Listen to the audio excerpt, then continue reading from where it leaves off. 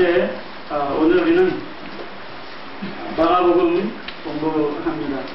지난주에 마태복음 했는데 사실은 지난주에 마태복음만 한 게 아니라 마태, 마가, 누가, 요한복음의 사복음의 얘기들을 하다 보니까 시간이 너무 많이 갔어요. 근데 이제 오늘은 그 사복음서 중에 두 번째 성경인 마가복음을 합니다. 하나님의 아들 예수 그리스도의 복음의 시작이다. 바로 하나님의 아들 예수 그리스도, 그 복음의 시작. 이렇게 마가복음을 여는 초두의 말씀으로부터 시작해서 선지자 이사야의 글을 소개하면서 출발해 가고 있는 이 마가복음은 우리가 종복음이다, 이렇게 별칭을 붙이기도 하는 그런 복음입니다. 한번 따라서 종복음.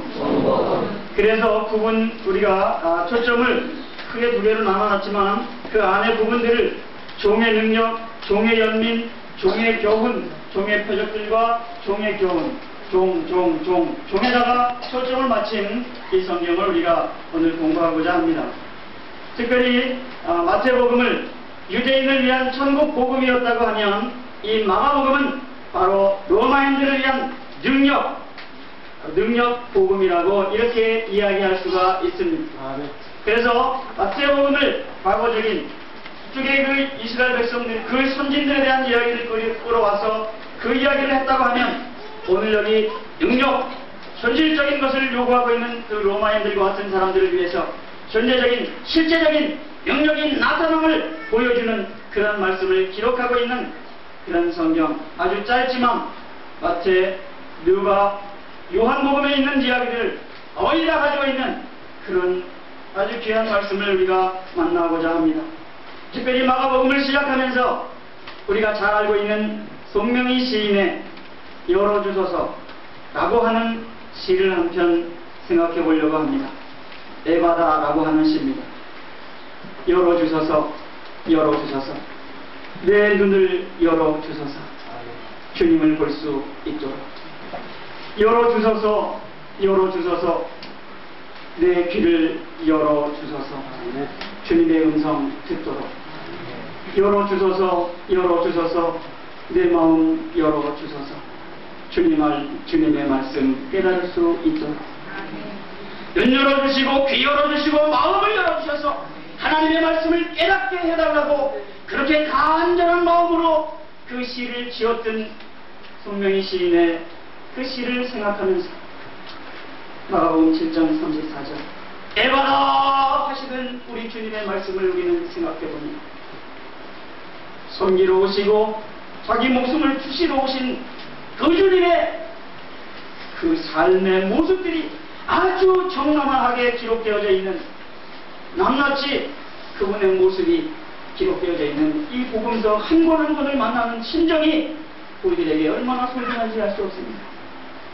오늘 초점을 섬기러 오신 주님, 그리고 목숨을 주신 주님, 봉사를 통해서 이제 많은 일로서 자신을 나타내시다가 일하시다가 어느 순간 제자들에게 사람들이 나를 누구라고 하느냐, 너희는 나를 누구라고 하느냐, 여기를 기점으로 해서 주님은 그다음부터 자신이 그리스도라고 하는 주장을 하시면서 희생의 길을 걸어가야 될 것을 말씀하시고 그 길을 걸어가시는 것을 기록해 놓은 성경을 우리는 만나게 됩니다. 마가복음은 16장밖에 되지 않지만 굉장히 귀중한 그런 성경으로서 마태, 마가, 누가 이 세 복음 공간복음이라고 이야기할 때에 그 공간복음을 대조하고 함께 연구하려고 할 때 늘 마가복음은 앞자리로 나옵니다. 마가복음을 앞자리로 내어놓고 그 다음에 마태복음 그리고 누가복음을 살펴보는 것은 마태복음에도 있고 누가복음에도 있는 모든 얘기가 이 마가복음에 있기 때문입니다. 오늘 우리는 이제 마가복음 종이라고 하는 이 복음 초점을 가지고 생각해 보기로 합니다. 특별히 이 마가복음은 베드로의 복음이라고 하는 별명을 갖고 있기도 하는 그런 복음으로서 우리에게 이제 여러 가지 이야기들을 교훈하고 있는 것을 보게 될 것입니다. 특별히 종이라고 하는 것을 우리가 한번 살펴보고자 합니다. 둘러쓰라고 하는 그 종의 개념은 자기를 전적으로 다른 사람들의 뜻에 내어 맡기는 그런 사람, 자기 의지는 없고 다른 사람들을 위해서 그 사람 뜻에 맞추어 사는 삶을 갖는 사람들을 종이라고 합니다. 예수님이 그런 삶의 모범을 보여주셨다고 하면 우리들도 그런 삶을 살아야 될 거라고 하는 사실들을 이루어 짐작할 수가 있게 되어지는 것입니다. 특별히 우리가 예수님의 사역자들이라고 하면 복음을 들고 나가서 복음을 외쳐야 되는 사람이라고 한다면 우리가 사람들 위해 군림하는 자세가 아니라 오직 모든 사람들을 섬기는 종의 기쁨을 맛보아야 할 것이라고 하는 사실을 먼저 전제하고 우리가 공부를 시작하도록 합니다. 예수님 사역의 준비에 대해서 종의 소개가 간단하게 나옵니다. 아주 간단하게 나옵니다. 그리고 종의 전도 생활에 대해서 나옵니다. 그리고 종에 대해서 그렇게 전도하고 능력있게 말씀을 증거하는데도 불구하고 제자들조차도 반대하는 그런 이야기들에 봉착하게 되어지는 예수님의 안타까운 사역의 현장을 우리는 만나게 되어집니다. 종이 소개되어지고 종이 전도 생활을 합니다. 초기 사역을 주로 갈릴리 지역을 중심으로 한 갈릴리 전도 1차, 갈릴리 전도 2차, 갈릴리 전도 3차, 주로 마태복음, 마가복음, 누가복음에서는 예수님이 갈릴리라고 하는 동네를 중심으로 해서 인기 절정에 있었던 그 사역의 기간, 그곳은 주로 갈릴리라고 하는 곳을 중심으로 해서 예수님이 사역을 하고 계십니다. 이제 그런데도 불구하고 그런 많은 일들을 봤음에도 불구하고 그 제자들이 이해하지 못하는 주님의 사역을 안타까워하시는 것을 보게 됩니다. 종이 연민을 가지고 비유와 권능을 통한 그런 사역들을 계속해서 하십니다. 묵묵히 주님이 그 사역의 현장에서 여러 가지 일들을 이 마가복음에는 굉장히 많은 일들을 합니다. 비유, 씨 뿌리는 비유, 등잔의 비유 또는 씨앗, 겨자씨의 비유 등이 나타납니다. 그리고 예수님이 큰 권능으로 귀신, 고라사 귀신을 쫓는다든지 또는 야이로의 딸을 살려낸다든지 이런 여러 가지 일들을 하게 됩니다. 그 다음에 제자들을 위한 종으로서의 교훈을 죽음과 부활을 예고 내가 죽어야 된다고 하는 얘기를 한두 번도 아니고 3번이나 하고 계신 것을 우리가 보게 됩니다. 8장 31절에 이제 죽어야 됩니다 라고 말씀하시는 것을 시작으로 해서 여러 번 말씀하십니다. 8장 31절에 인자가 많은 고난을 받고 장로들과 대제사장들과 서기관들에게 버림받아 죽임을 당하고 사흘 만에 살아나야 할 것을 비로소 저희에게 가르칩니다. 마태복음에서는 16장에서 비로소 내가 죽어야 되겠다 이렇게 가르치셨지만 마가복음에서는 벌써 8장에서 내가 죽어야 된다 이렇게 가르치고 계신 것을 우리가 보게 됩니다. 이렇게 드러내놓고 말씀하실 때에 베드로가 예수님을 붙잡고 안 됩니다 말립니다. 사탄아 내리로 물러나라. 예수님의 죽어야 될 사역을 예수님의 제자들까지도 이해하지 못하고 있는 이런 상황에서 예수님은 말씀하십니다. 아무든지 나를 따라오려거든 자기를 부인하고 자기 십자가를 지고 나를 쫓을 것이다. 누구든지 제 목숨을 구원까지 하면 이룰 것이다. 누구든지 나의 복음을 위하여 제 목숨을 잃으면 구원하리라. 예수님께서 긴 말씀을 하십니다. 다시 한번 9장에 가서 말씀하시기를 9장 31절에 다시 말씀하십니다. 인자가 사람들의 손에 넘기고 죽임을 당하고 죽은 지 사흘 만에 살아나리라는 것을 말씀하시는 연고다 라고 이렇게 말씀되어져 있는 것을 봅니다. 죽음과 부활에 대해서 두 번째 말씀하시는 장면들을 우리는 봅니다. 그리고 난 다음에 이제 세 번째 10장 33절에 다시 한번 예수님께서는 마지막으로 이제 세 번째 말씀 그래서 보라 우리가 예루살렘에 올라가는 인자가 대제사장들과 서기관들에게 넘기음에 저희가 죽이기로 결혼하고 이방인들에게 넘겨주겠다 라고 말씀하십니다. 이렇게 세 번이나 당신의 죽으심을 말씀하십니다.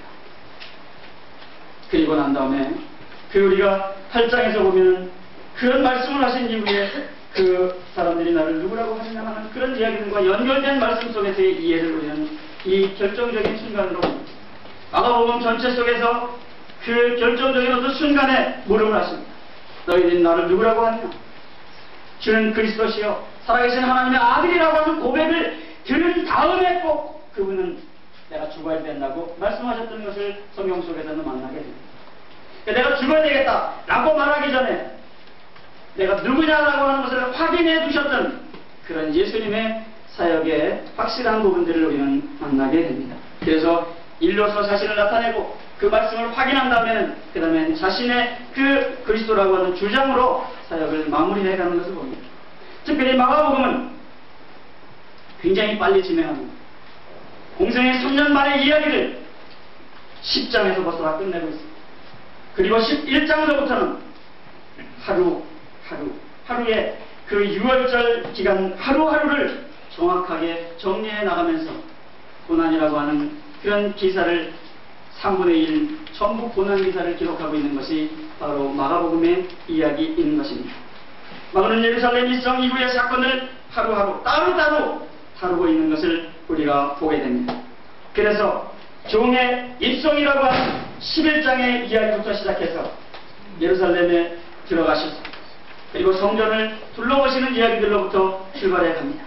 저희가 예루살렘 가까이 와서 감람산 벳박의 배단위에 이르렀을 때 예수님께서 제자 중 둘을 보내시면서 이제 마을로 가가지고 떼끼나게 데리고 오라고 그렇게 말씀하셔서 예수님께서 들어가실 때 오산나 주의 이름으로 오시느니라 찬송하리로다 오늘은 이 조상 다윗의 나라요 가장 높은 곳에서 오산나 예수님 그 예루살렘으로 입성하시는 그 장면들은 성경에서 굉장히 자세하게 묘사되어져 있습니다. 감람산에서 오셔서 가시는 길 중에 그리고 들어가셔서 아주 자세하게 착착착 진행되고 있는 그 걸음걸음을 성경은 기록하고 있는 것입니다. 둘째 날 예수님께서는 무화과 나무를 저주하시고 성전을 정화하십니다. 예수께서 예루살렘에 이르러 성전에 들어가셔서 모든 것을 둘러보시고 저물어서 데리고 베다니로 나가셨습니다. 그리고 그 다음날 다시 들어가시는 거예요. 둘째 날. 그래서 무화과 나무를 저주하시고 그리고 성전을 정화하시는 날이 두 번째 날이 되는 것입니다. 그 다음에 셋째 날 예수님께서는 이제 성전에서 논쟁을 하시는 것을 우리가 보게 됩니다. 그리고 넷째 날 유다의 배반에 대해서 지적을 하십니다. 그리고 다섯째 날 최후 만찬을 하시는 장면을 우리는 14장에 가서 만나게 됩니다.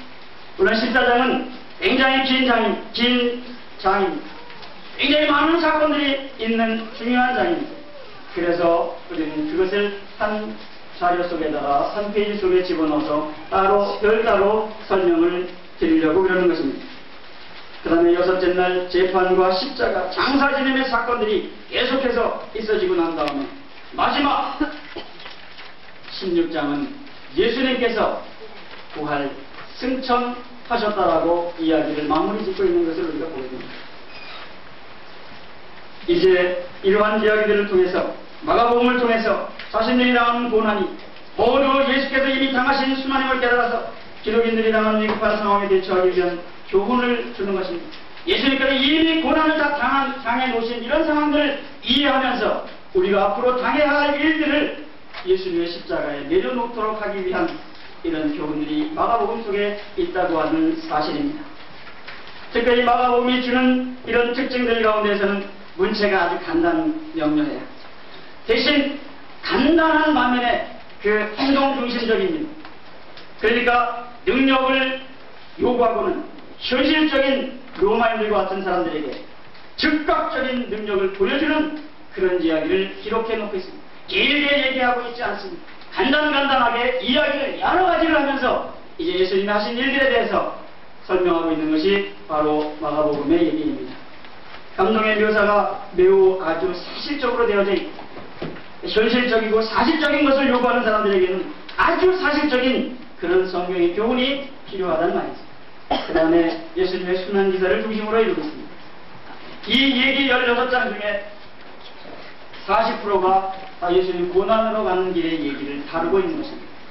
앞에 있는 얘기는 예수님이 그 공생의 기간 동안에 하셨던 일들을 짤막짤막하게 게다가 얘기를 해놓고 난 다음에 벌써 10장부터는 예수님 고난의 이야기, 고난으로 들어가시는 예루살렘 입성으로부터의 이야기가 기록되어져 있는 것을 봅니다. 아니요, 그 이전에 벌써 내가 대제사장들과 장로들에게 잡혀서 고난당하고 죽어야 된다 라고 8장서부터 얘기하고 있지 않습니까? 반절이 예수님 죽음에 대한 그 길을 얘기하면서 이야기하고 나가고 있는 그런 부분들을 우리는 만나게 되는 것이 바로 이 마가복음의 얘기입니다. 우리가 특별히 마가복음을 얘기하면서 이 얘기들은 마태복음에서도 만나고 누가복음에서도 만나고 요한복음에서 만나는 게 92%를 다 만나요. 그 자기가 가지고 있는 것, 자기만 가지고 있는 건 단 31절밖에 되지 않습니다. 그래서 우리는 오늘 간단하게 마가복음에 대한 이런 이야기는 이런 것이다 라고만 말씀드리고, 그 중에서 오늘 함께 나누려고 하는 것은 14장을 중심으로 한 예수님 사역에 대한 초점을 맞춰보려고 합니다. 나머지 부분들은 마태복음에서도 만났고 누가복음에서도 만날 거고 또 요한복음에서도 만날 것입니다. 그곳에 다 있어. 92%가 다른 복음서에 다 있는 것을 똑같이 기록해 놓은 겁니다. 오히려 더 짤막짤막하게 간단하게 기록해 놓고 있는 그런 기록들을 우리는 봅니다. 그런 사건들, 비유들, 그런 놀라운 능력이 나타난 기사와 이적들, 그런 것들은 다른 복음에서 더 자세하게 설명하고 있는 것을 우리는 만나게 될 것입니다. 오늘 우리는 넘겨보시면 이제 제자와의 최후의 날에 있었던 이야기, 이 14장을 중심으로 한 이야기로 오늘 마가복음의 이야기들을 정리하려고 합니다. 14장 1절부터 72절까지 짧지 않은 절 속에 굉장히 많은 이야기를 담고 있는 것을 우리는 만나게 되어집니다. 이틀이 지나면 유월절과 무교절입니다.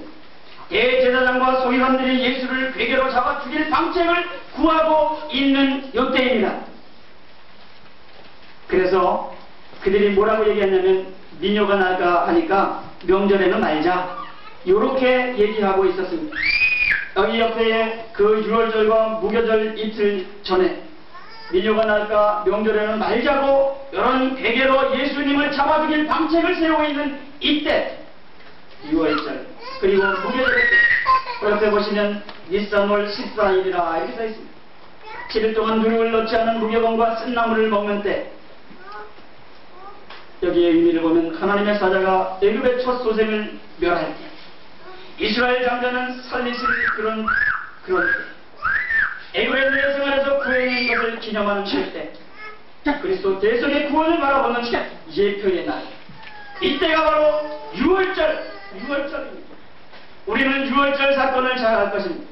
출애굽기 12장의 6월절 사건을 통해서 애굽의 바로의 장자에부터 시작해서 옥에 갇혀있는 사람의 장자까지 몽집이 다 죽었습니다. 유대인들만 빼놓고 그 유대인 중에서도 그 문절기에 피를 바른 자들만, 6월절 규례를 지킨 자들만 산 그때로 또 이후에 계속해서 이스라엘 백성들은 매해 6월절을 지킵니다. 우리가 마태복음, 마가복음, 누가복음, 요한복음, 사복음서 특별히 예수님의 공생애가 3년 반이라고 얘기하는 근거는 어디에 있는가?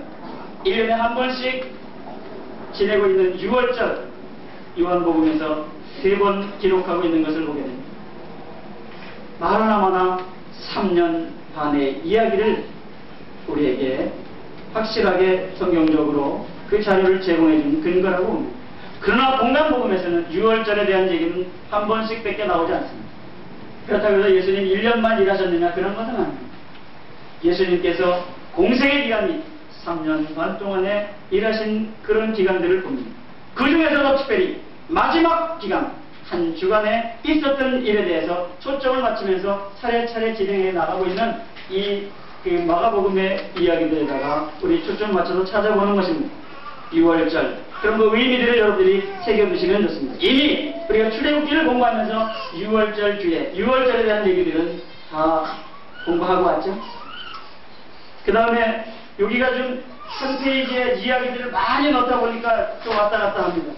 예수님께 향유를 부은 여인의 이야기가 이렇게 그 다음에 진행이 됩니다. 3절로부터 9절까지 장소는 베다니 문둥이 시몬의 집에서 매우 값지고 순전한 나드 한 옥합 약 300데나리온이나 되는 이때의 노동자 하루 품삯이 1데나리온이었다고 합니다.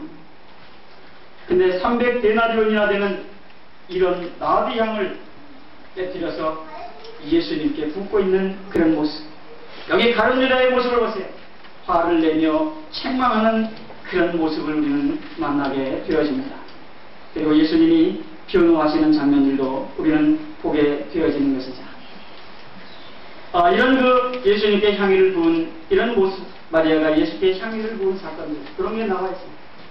그 다음에 이제 17절로 21절에 그 가룟 유다의 배신을 봅니다. 10절로부터 11절의 얘기가 12 중에 하나인 가룟 유다가 예수를 넘겨주려고 대제사장들에게 갔다. 저희가 듣고 기뻐했다. 돈을 주기로 약속했다. 게다가 예수를 어떻게 넘겨줄 기회를 찾았다. 이런 것이 기록이 되어져 있는 것을 우리가 보게 됩니다. 그 사람 가룟 유다, 차라리 나지 않는 게 오히려 더 날 뻔했던 사람. 성경 속에서 발람이하고 이 가룟 유다하고 도대체 불가사의한 사람 중에 한 사람으로 정리가 되고 있는 사람입니다. 예수님의 놀라운 그런 기적적 사건들과 예수님을 따라다니며 돈깨를 맡으며 예수님께 충성했던 것 같은 그런 사람, 예수님이 가장 신임했음직한 그런 사람. 여러분, 자기 옆에 있는 많은 사람들 중에서 돈주머니 맡기는 사람, 신임하는 사람일까요? 불신하는 사람일까요? 그래도 믿음직하니까 돈주머니를 맡겼을까요? 그런데 그 사람이 도둑이었다고 하는 사실을 성경은 기록하고 있습니다. 돈주머니 속에 가끔 손을 넣어서 슬쩍슬쩍 자기 몫을 챙겨갔던 사람, 이 사람이 바로 가룟 유다였다고 성경은 기록하고 있습니다. 그러한 가룟 유다 배신을 지적하는 부분이 17절로부터 21절의 얘기가 기록이 되어져 있는 부분들입니다. 너희 중에 나를 팔자가 있다. 한번 따라서 하세요. 주여 내니까? 내니까? 내니? 여기 나를 팔자가 있다. 그러니까 벼랑간 눈이 둥그러져가지고 나예요? 저희가 근심하여 하나씩 얘기했다고 그랬어요. 아마 12이 다 얘기했는지도 모르죠. 나예요 다 얘기했는지 모르죠. 예수님의 방법은 그래 너다 이렇게 말씀하시는 적이 없어요. 우리가 소경입니까? 그래 아이고 니네 소경이다 그렇게 말씀 안 하시거든요. 본다고 하니까 소경이다 그 얘기를 좀 알뜰하게 하시거든요. 한참 생각해봐야 알아듣게 하신다는 거예요. 우리하고는 좀 얘기하시는 방식이 좀 다른 것 같아요. 예수님은 생각을 하게 하시는 것 같아요. 예수님 말씀하시기를 12 중 하나 곧 나와 함께 그릇에 손을 넣는 자라. 근데 뭐 예수님과 함께 손을 넣는 사람이 뭐 한 사람만 넣어야지. 그러니까 잘 모르는 거죠. 저희가 먹을 때 예수님께서 이제 축복하시고 이제 그 성찬제를 하시는 것을 우리가 봅니다. 축복하시고 제자들에게 주면서 받으라! 이것은 내 몸이라. 또 잔을 가지고 살해하시고 주실 때에 이를 다 마셨다. 그러면서 이것이 나의 피 곧 언약의 피다. 이런 말씀을 하십니다.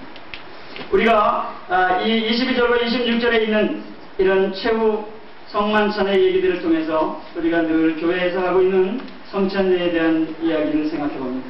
떡과 잔을 뗍니다.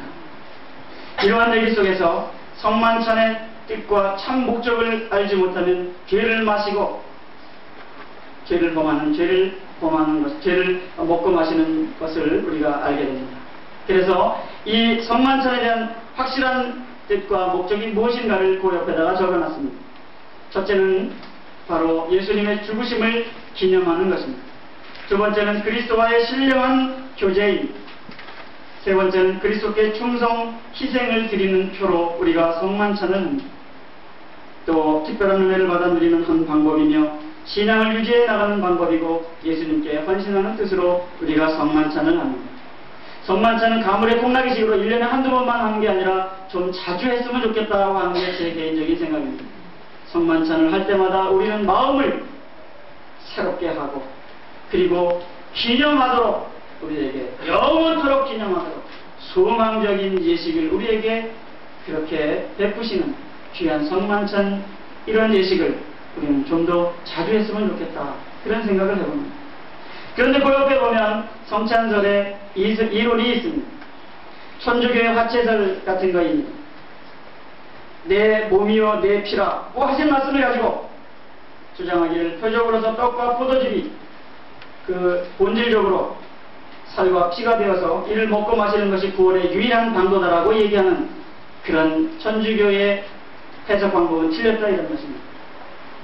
그래서 피를 마시고 살을 먹는 그런 식인종 같은 예식을 행하는 것이 천주교다 말이죠. 천주교는 그 포도즙과 떡이 본질이 살과 피가 된다라고 얘기합니다. 그래서 가끔 가다가 마리아상 같은 데서 무슨 피가 나왔다고도 얘기하고 예수의 무슨 상에서 피가 나왔다고도 얘기하고 이렇게 엉뚱한 소리를 참 많이 합니다. 그리고 실질적으로 그 조그만 과자 같은 거는 성도들에게 하나씩 주면서 잔은 자기네들끼리만 포도주는 자기네들끼리만 나눠 먹고 말이죠.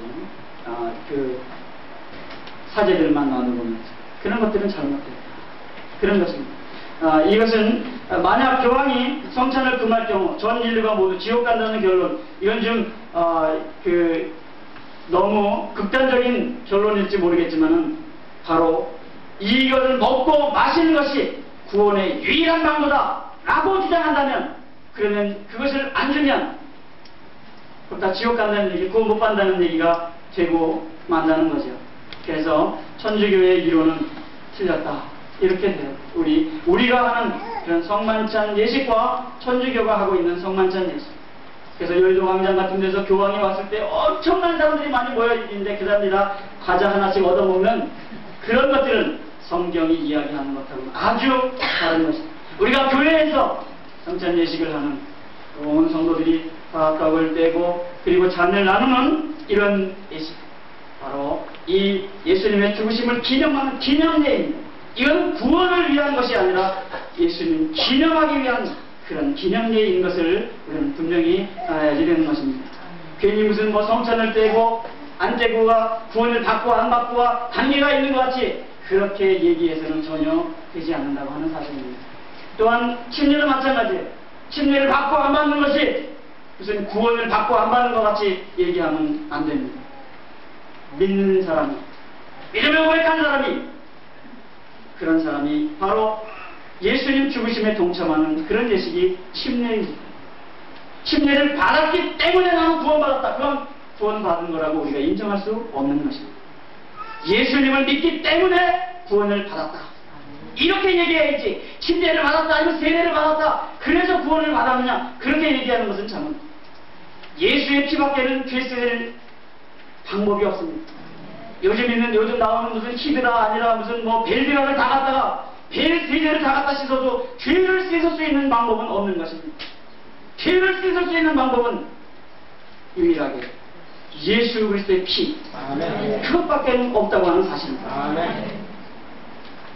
이제 믿지도 않는 사람이 죽으려고 그럴 때 세례라도 가서 주자 실수하고 있는 것이죠. 그 사람이 예수를 주로 시인하고 고백하게 하자 그렇게 얘기해야지 맞는 것이지, 세례라도 주자 그럼 예수도 고백하지 않은 그 신앙 고백도 없는 사람이 세례만 받으면 그 사람이 구원을 받는다는 말입니까? 세례를 먼저 주는 것보다는 그가 구원에 이르도록 구원을 초청하는 것이 훨씬 더 우선되어져야 되는 문제가 아닙니까? 구원을 고백하지도 않은 사람에게 확실하게 믿는지 안 믿는지도 확인해 보지도 아니하고 그저 머리에다가 물 찍어 바르는 이런 것들은 실수하고 있는 것이라고 생각합니다. 세례가 구원을 주는 표는 아닌 것이라고 저는 그렇게 믿습니다. 그렇게 믿는 것과 동시에 이런 성만찬을 통해서 떡과 잔을 떼고 마시는 것이 바로 구원에 이르는 그런 의식이다. 구원의 유일한 방도다. 이렇게 얘기하는 것은 거짓말이다. 저는 그렇게 감히 얘기를 합니다. 그래서 천주교에는 성경을 가지고 거짓말하는 무리요 집단이다. 이렇게 아주 단호하게 얘기해야 됩니다.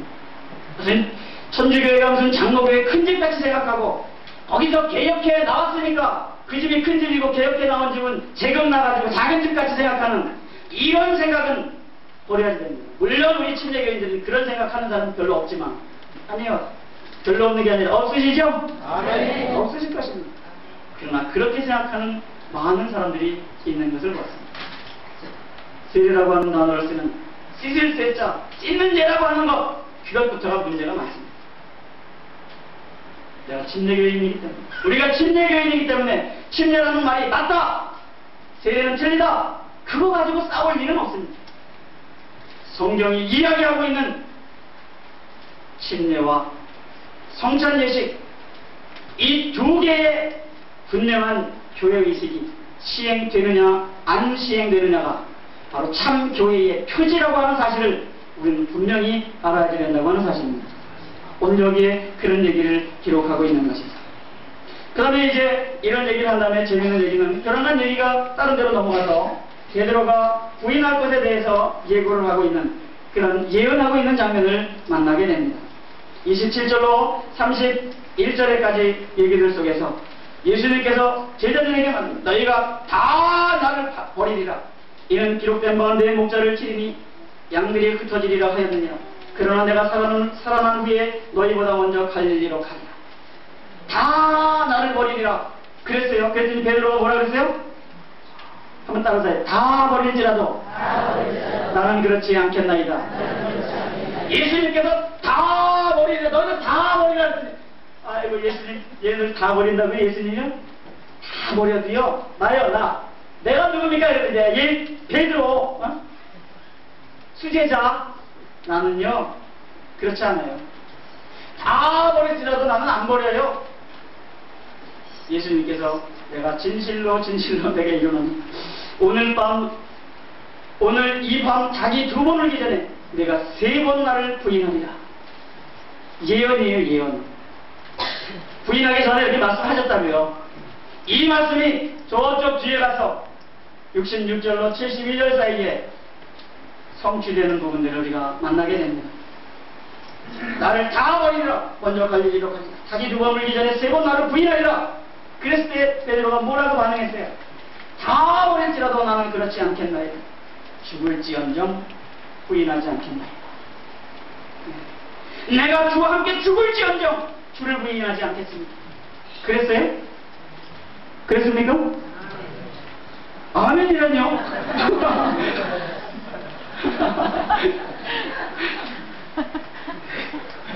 다 버릴지라도 나는 안 버리겠다 했는데 자기도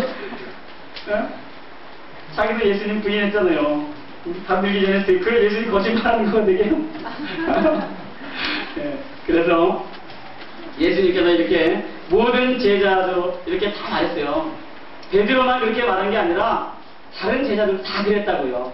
선생님이 나 부인할 거다 그랬더니 선생님 3년 반이나 쫓아다니는 그 사람들 앞에서 놓고 그렇게 얘기할 때 베드로만 그런 게 아니라 다른 제자들도 다 그렇게 말했다니까요. 여기다가 베드로가 말했고 뭐 요한이 말했고 이렇게 안 써져 있어서 그렇지 내가 주와 함께 죽을지언정 주를 부인하지 않겠나이다 하고 모든 제자도 요와 같이 말했다. 이렇게 써있단 말이에요. 그러니까 베드로만 그런 게 아니라고요. 다른 제자들도 다 아이고 무슨 말씀이십니까 선생님 버리다니요. 다 그랬다 이 말이에요. 그러나 이쪽 가서 베드로가 거짓말하는 장면을 보면 아주 정나만하게 볼 수가 있습니다. 그렇게 얘기하시고 다시 얘기가 딴 얘기로 넘어가십니다. 여기 마가복음 14장은 얘기가 다른 얘기 참 많아요. 따로따로 그 얘기들을 그러나 그냥 계속 말씀하시는 거예요. 그래서 저희가 겟셋마네라고 하는 곳에 이뤘을 때 예수님께서 제자들에게 말씀하십니다. 나의 기도할 동안에 너희는 여기에서 앉아있어라 이렇게 얘기합니다. 그래서 겟셋마네 동산에서 기도하시면 예수님의 세 마디 명령 한번 따라서 하세요. 앉아있어라. 깨어있어라. 깨어있어 기도해라. 맨 처음에는 나의 기도할 동안에 너희는 여기 앉아있어라. 그랬습니다. 베드로와 야고보와 요한을 데리고 가실 때에 막 슬퍼하고 있습니다. 제자들이 그 제자들이 막 슬퍼하고 있어요. 내 마음이 심히 고민하여 죽게 되었으니 너희는 여기 머물러 깨어있어라 그랬습니다. 조금 더 나가서 땅에 엎드려 들쓴 대로 그냥 자기에게 지나가기를 막 그 잔이 지나가기를 위하여 막 기도하고 계십니다. 예수님께서 기도하실 때에 아버지요, 아버지께는 모든 것이 가능하오니 이 잔을 내게서 옮기시옵소서. 그러나 나의 원대로 마옵시고 아버지의 원대로 하옵소서. 한번 따라서 하세요. 나의 원대로 마옵시고 아버지의 원대로 하옵소서. 예수님의 이 기도를 우리는 평상시에 많이 기억해 두어야 됩니다. 아버지께서는 모든 것이 가능하오니 이 잔을 내게서 옮기시옵소서. 아버지요, 제가 지금 당하는 이 고난 다 이거 그냥 살짝 옮겨주실 수도 있지 않습니까? 주시옵소서. 그렇게 기도하고 끝나면 예수님 겨우 반만 하는 거예요. 그러나, 한번 따라하세요. 그러나. 성경을 읽으실 때에 그러나, 그러므로 이런 단어에 유의하시면 그런 단어 전후 문맥을 같이 보시라 그런 얘기예요. 앞에서는 이 잔을 옮기시옵소서라고 말씀하셨으나 그 다음에는 그러나 나의 원대로 마옵시고 아버지의 원대로 하옵소서. 아멘. 내가 당하는 고통이, 내가 당하는 어려움이 견디기 어려워서 그걸 지나가게 해달라고 기도하고 있지만 그러나 내 마음대로 하지 마시고 하나님 마음대로 하세요. 맡길게요. 이게 우리의 기도가 되어야 된다는 말입니다. 아멘. 만약에 이게 안 되면 우리는 하나님을 알라딘 램프 문질러서 나오는 마왕 만드는 거예요. 그래가지고 이것도 해주세요, 저것도 해주세요. 그러면 뭐냐, 한 장 다 차려오기도 하고 뭐 다 갖다 주기도 하고 완전히 그냥 하나님을 종 만드는 거죠. 내 원대로가 아니라 아버지의 원대로 해주시옵소서. 이게 우리의 기도가 되어져야 된다는 말이에요. 오늘 여기서 이거를 우리에게 가르치고 계시는 겁니다. 돌아왔는데 제자들이 자고 있어요. 제가 베드로에게 말합니다. 시몬아, 자니? 내가 한 시간 동안 깨어있을 수가 없냐? 시험에 들지 않게 깨어있어 기도해라. 마음에는 원이로되 육신이 약하다. 한번 따라서 하세요. 마음에는 원이로되 육신이 약하도다. 이 얘기 우리 얼마나 잘 써먹습니까? 뭘 좀 나오라 그러면 마음은 원이로되 육신이 약해요. 기도도 그래요. 뭐 다 그러잖아요. 시험에 들지 않게 깨어있어 기도해야 되는데 뭐 다시 나와서 동일한 말씀으로 기도하십니다. 다시 와서 보시니까 자고 계세요. 눈이 아주 피곤하고 예수님에게 뭐라고 대답할 줄 알지 못하고 있어요. 한번 따라서 이제는 자고 쉬어라. 이 얘기 들으면 이거 골치 아파지는 겁니다. 끝나는 거예요. 이거는 그만이다. 이제는 자고 쉬어라. 그만이다. 때가 됐다. 보라, 인자가 주인의 손에 팔리오니라. 일어나라, 함께 가자. 보라, 나를 파는 자가 가까이 왔다. 맨 처음에 예수님께서 겟세마네 동산에서 기도하실 때에 여기 앉아있어라. 제자들에게 그랬습니다. 동산 밖에 자리입니다. 그 다음에 이제 나와 함께 깨어있자. 동산 안의 자리에 베드로와 야고보와 요한 이 세 사람을 데리고 더 앞으로 나가는 겁니다. 그리고 돌아와서 졸고 있는 그들을 보시고 동산 깊은 곳에서 예수님 기도하시다가 오셔서 이제는 끝났다고 말씀하십니다. 저는 이것들을 생각하면서 성전들에서 성소로, 성소에서 지성소로 예수님께서 기도하러 들어가시는 그 장면들을 봅니다. 그럴 때마다 우리가 예수님과 동참해야 될 거라고 예수님은 요구하시지만 우리는 그러지 못했다고 하는 사실들을 만나게 되어집니다. 이렇게 말씀하실 때 열둘 중에 하나인 가룟 유다가 와가지고 예수님 살고 있잖아요. 그래서 랍비야 그러면 이 딱 맞히는 때는 사인 딱 해가지고서 딱 잡아가잖아요. 오늘 이러한 이야기들을 통해서 지도자들의 음모가 가룟 유다라고 하는 사람의 배반으로 그 예수님이 그 길을 걸어가시도록 예정된 길을 가시고 있는 이런 상황들이 아주 정명하게 이렇게 기록되어져 있는 장면을 봅니다. 14장에는 그 이후에 예수를 데려다가 두들겨 패고 공회 앞에 신문하고 그리고 그 예수님을 십자가에 타는 그런 모습으로의 진행을 해서 우리는 보게 되는 것이란 말입니다. 예수님께서 겟세마네 동산에서 기도하시던 그런 장면들을 생각해 보세요. 그 제자들을 참으로 사랑하시고 제자들의 연약함을 아시고 모든 인간의 죄악을 짊어져야 될 것이라고 하는 사실들을 왜 모르셨겠어요? 다 아시고 기도하셨던 이런 장면들을 우리는 보게 됩니다. 그래서 그 중에 하나가 예언하시고 곧바로 나타나는 얘기가 뭐예요? 이 66절로 72절에 있는 얘기. 베드로가 아랫뜰에 있더니 대제사장의 비자 하나가 와서 베드로의 불점을 보고 주목하여 가로되 너도 나사렛 예수와 함께 있었다. 그러니까 베드로가 뭐라 그랬어요? 나는 내 말하는 것이 무엇인지 알지도 못하고 깨닫지도 못한다. 한번 따라서요. 알지도 못하고 깨닫지도 못하겠노라. 뭘 그렇게 예수님을 알지도 못하고 깨닫지도 못해요? 걔 옆에 있는 사람이 얘기했어요. 이 사람은 그 당이잖아. 너는 갈릴리 사람이니 참으로 그 당이라. 그랬을 때 베드로가 저주하며 맹세까지 했습니다. 나는 너희의 말하는 이 사람을 알지 못하노라. 자기 두 번째 꼬꼬대 딱 울었어요. 꼬끼고 그랬대요. 예수님께서 자기 하신 말씀 곧 자기 두 번 울기 전에 내가 세 번 나를 부인하리라 라고 했던 것을 기억하고 울었다고 그랬습니다.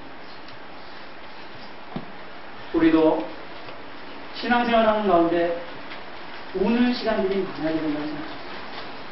우리가 얼마나 많은 시간 속에 얼마나 많은 상황 속에 예수님을 부인했는지 아마 조용히 가슴에 손을 얹고 생각해보면 예수님을 부인하며 사는 삶이 연속적으로 이루어지고 있지는 않는가 그런 생각이 듭니다.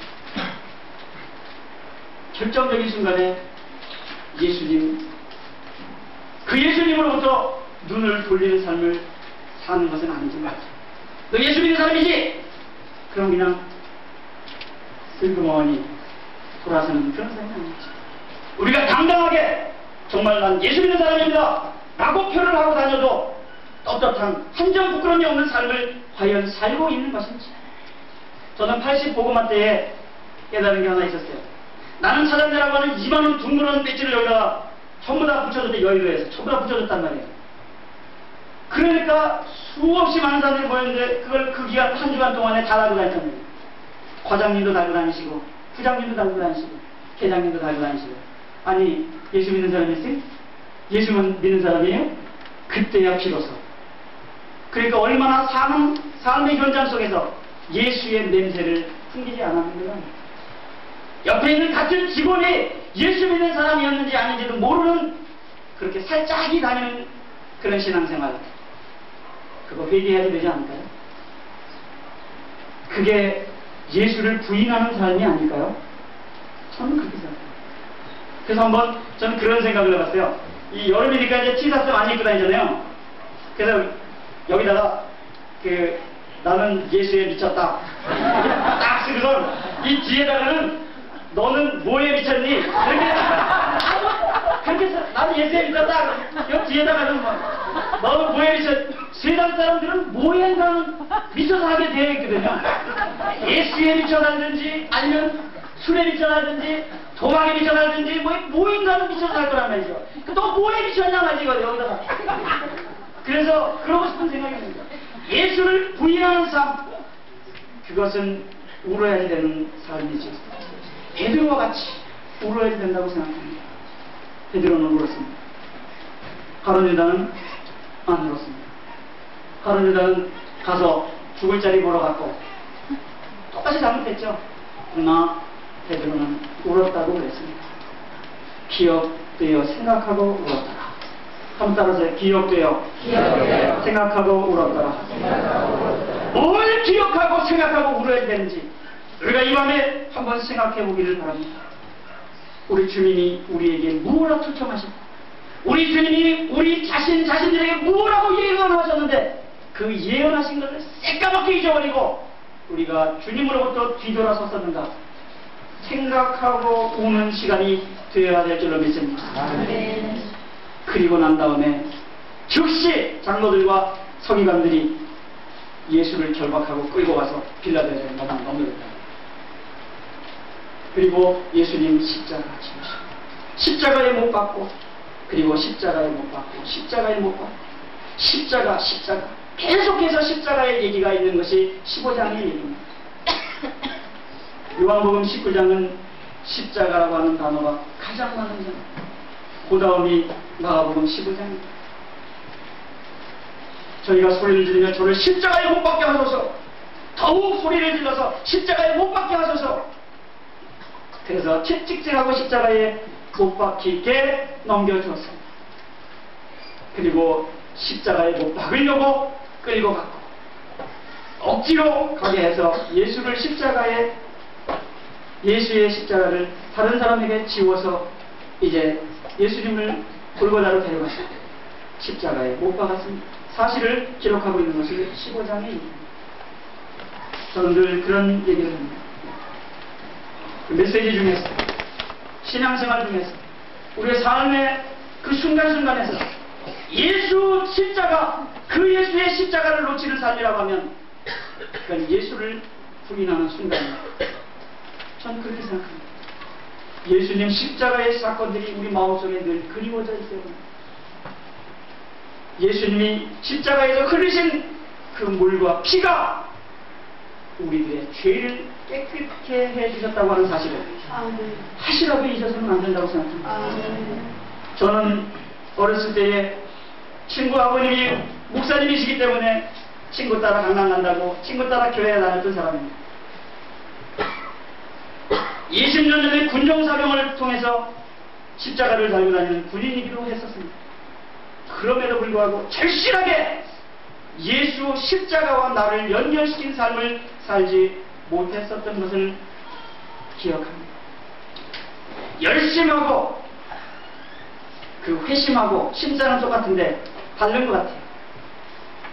예수 십자가 그 피의 공로를 의지하는 그런 회심의 사건, 그거 없이 그저 다니는 열심하고는 다른 것 같다는 생각을 저는 많이 합니다. 웨슬레가 올드스게이트라고 하는 곳에서 평신도로부터 성경 공부를 하고 있는 그 순간에 체험했던 그런 체험 이전에 그는 목사였습니다. 선교사였습니다.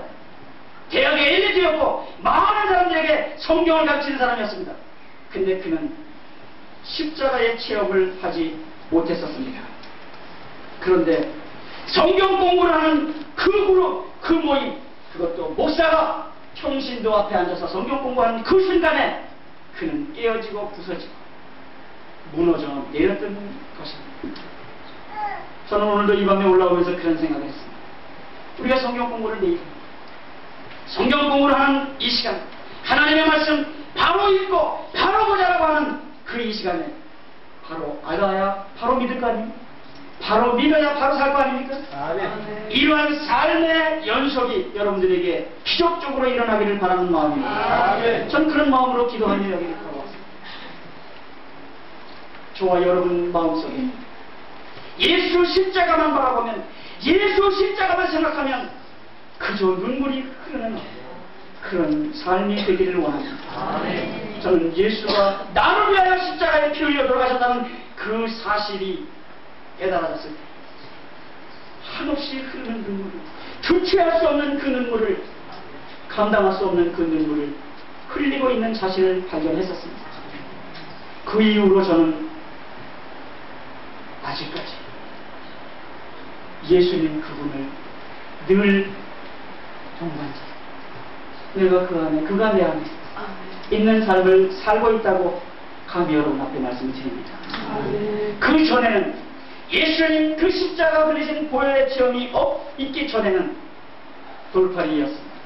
별명이 돌팔이였습니다. 자, 군정사병할 때 별명이 돌팔이였다고요. 세상 사람들이 볼 때도 돌팔이의 삶을 살면 안 됩니다. 지금 우리가 신앙생활 하면서도 집사요, 열심히는 10년, 20년, 30년 단위 신앙생활 하는 사람임에도 불구하고 이웃집 사람으로부터 돌팔이라고 하는 손가락질을 받는 사람이 되어서는 안 된다는 말입니다. 변화된 삶을 살아야 됩니다. 네. 이제는 말로 되는 일이 아닙니다. 오디오 시대는 지나갔습니다. 우리 여기 예배 드릴 때 늘 비디오로 찍어놓잖아요. 비디오 시대. 뭔가 보여줘야 되는 시대입니다. 말만 하면 전도가 되지 않습니다. 삶을 통해서 보여줘야 돼요. 맞아. 저 사람의 삶을 보니까 내가 예수 믿어야 되겠다. 아이고, 저 예수자이 보니까 아이, 안 되겠다.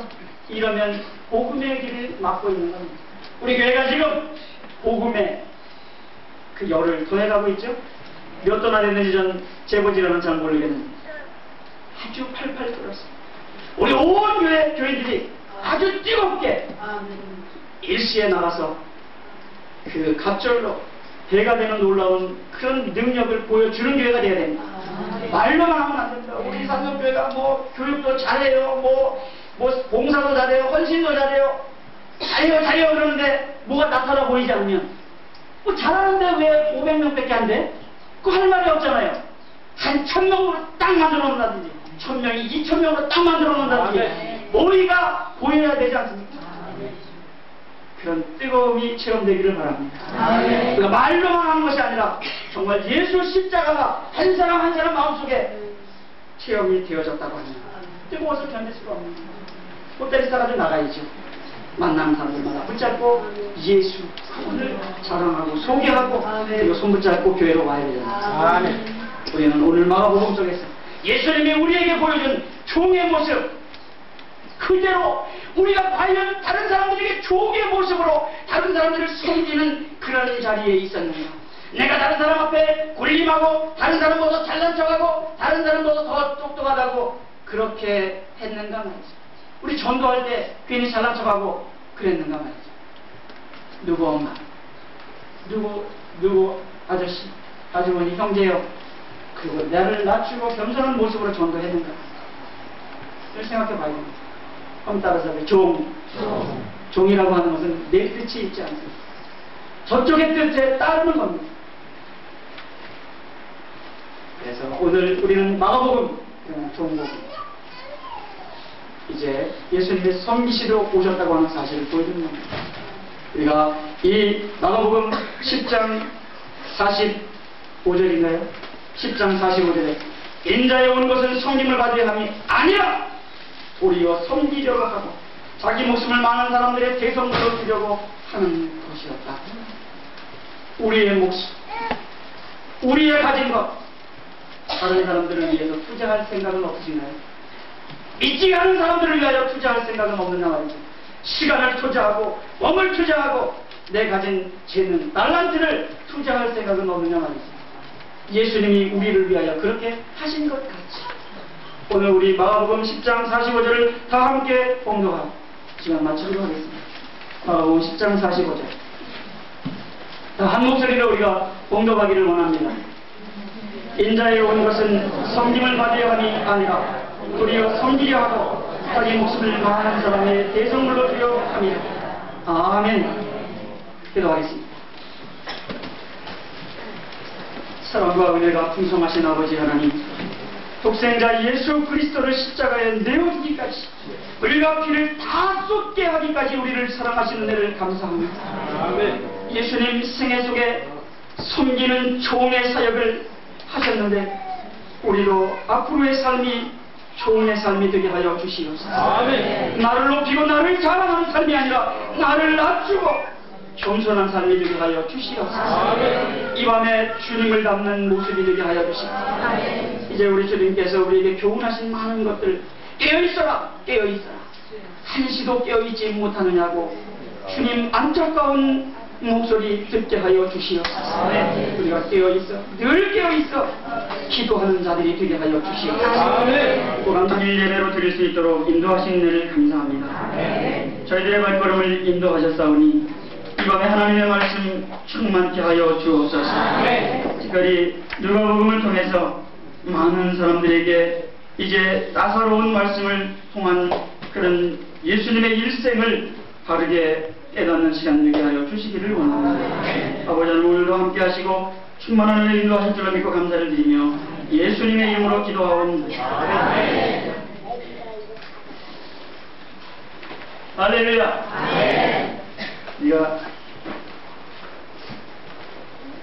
오늘은 누가복음을 공부하는 건데, 누가복음은 이제 그 사복음서 중에서 예수님에 대해서, 예수님의 일생에 대해서 가장 완벽하게 기록하고 있는 그런 성경이다, 이런 이야기들을 많이 합니다.